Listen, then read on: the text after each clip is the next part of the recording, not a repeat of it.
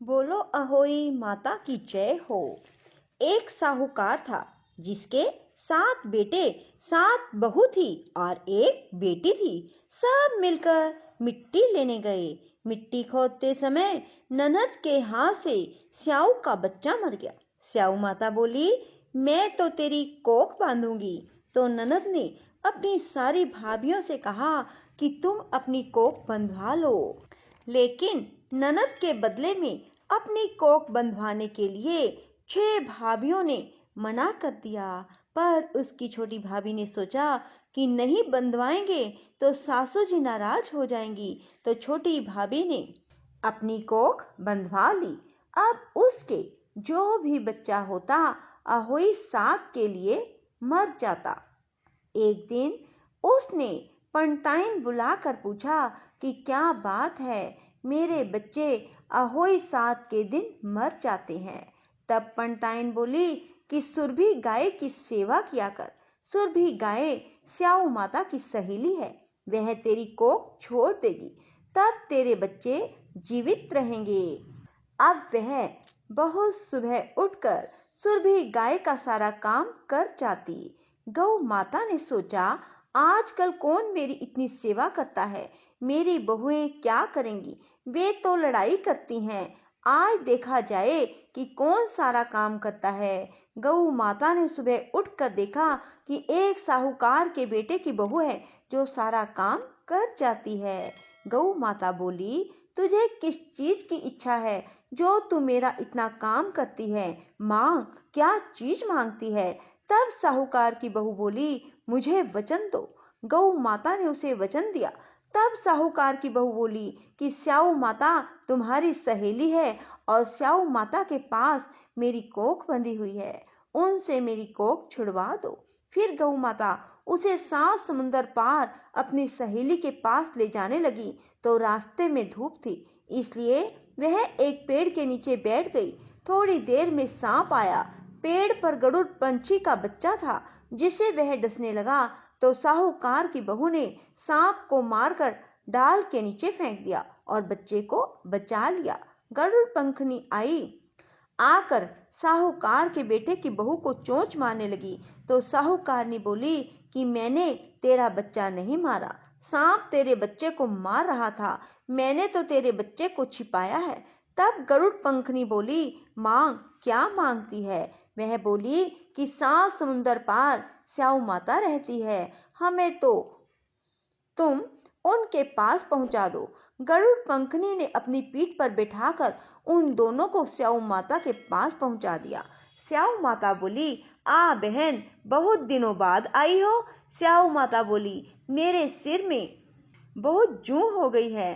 तो गौ माता बोली, मेरे साथ जो है इससे जूं निकलवा लो। तो साहूकार की बहू ने उसकी सारी जूं निकाल दी। स्याऊ माता बोली, तूने मेरी बहुत भलाई की है, तेरे 7 बेटे 7 बहू हो। बहू बोली कि मेरे तो एक भी बेटा नहीं है, 7 बेटे कहाँ से होंगे। स्याऊ माता बोली, क्यों नहीं होंगे। तब वह बोली, मुझे वचन दो। तो स्याऊ माता बोली, वचन ये वचन, वचन अकूतो धोबी कुंड पर कंकरी हो। तब साहूकार की बहू बोली, मेरी कोख तो तुम्हारे पास बंधी है। तब स्याऊ माता ने कहा, तूने तो मुझे ठगा है, मैं तेरी कोख खोलती तो नहीं, लेकिन अब खोलनी पड़ेगी। जा, तेरे घर में तुझे 7 बेटे बहू मिलेंगे, तू 7 उजमन करियो, 7 अहोई माता, 7 मांडिया, 7 कढ़ाई कराइयो।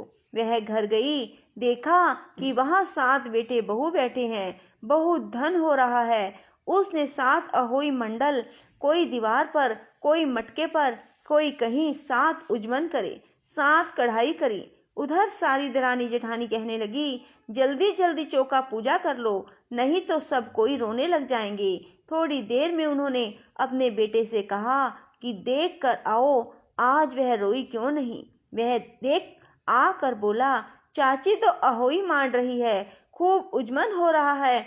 फिर और जेठानी दौड़ी दौड़ी गई, देखे कि वह तो कोख छुड़ा लाई।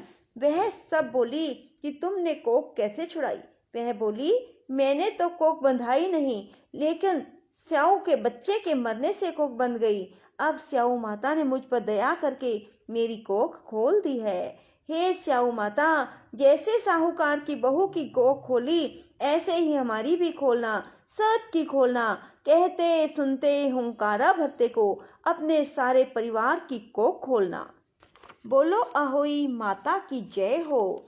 विनायक जी की कहानी। एक विनायक जी महाराज थे। चुटकी में चावल, कुलिया में दूध लिए फिरे।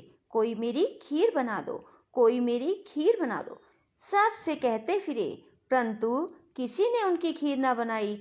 सब ने मना कर दिया। जरा से चावल, थोड़ा सा कुलिया में दूध लिए घूम रहा है, इसमें क्या खीर बना दे। वह चले गए। फिर एक बुढ़िया बोली, बेटा आज मैं तेरी खीर बनाऊंगी, बच्चों की जिद का क्या मिटाना। बुढ़िया छोटा सा लोटा लेकर आने लगी और कहने लगी, ला बाबा इसमें डाल दे। बुढ़िया बोली। वह कहने लगे, बड़ा बर्तन लाओ, यह तो छोटा है। बुढ़िया के घर में कोई बड़ा बर्तन ना था। बुढ़िया बाहर जाने लगी तो बोले, कहाँ जा रही हो बेटा, बर्तन मांग के लाऊं।